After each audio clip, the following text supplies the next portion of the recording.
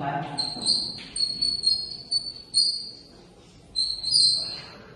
Maharashtra public service. तर Maharashtra public service commission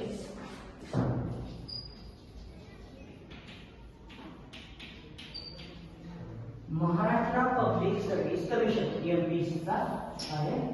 MPC चा log आहे Maharashtra public service commission.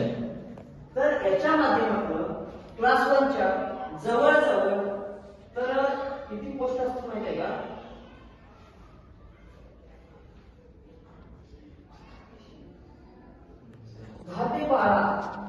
24 post असतात. तर महाराष्ट्र पब्लिक सर्व्हिस कमिशनचे माध्यमातून क्लास 1 चे येतात.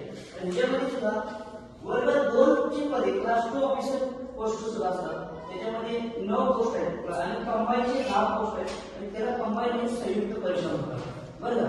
तर पहिलं पद जे असं आहे तर डेप्युटी कलेक्टर म्हणजे उपजिल्हा अधिकारी. जी आपल्या कलेक्टरच्या खालोखाल जे एक अधिकारी असतो ना त्याला डेप्युटी डीसी म्हणजे डेप्युटी कलेक्टर म्हणतात. त्याला काय म्हणतात? डीसी म्हणतात. Deputy collector. Deputy collector. Okay.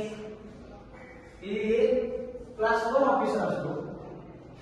तर त्याच्या कोणाच्याकडे तर कलेक्टरच्या प्रयोगात आपल्या महाराष्ट्राचा क्लास 1 अधिकारी जो असतो तर एमपीसी मधला म्हणजे कराची श्रेणीतला जो असतो तो डेप्युटी कलेक्टर असतो. बरोबर. तर दुसऱ्या नंबरचा असतो तर deputy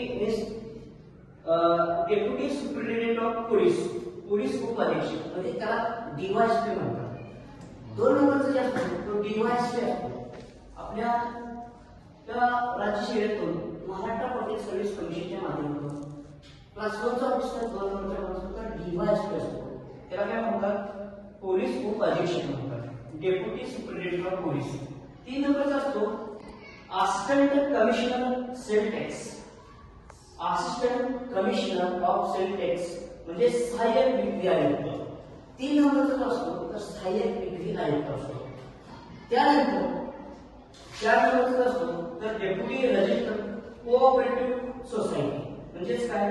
deputy register cooperative society सहकारी संस्था उपनिबंधक असतो. तर सहकारी संस्था उपनिबंधक हा 3 नंबरचा असतो. तुम्ही लिहून घेणार आहे का व्यवस्थित? कारण सांगू मी तुम्हाला चालते ना? लक्षात म्हणजे असा ओव्हरऑल तुम्हाला माहिती असा अरे बाबा एमपीसी काय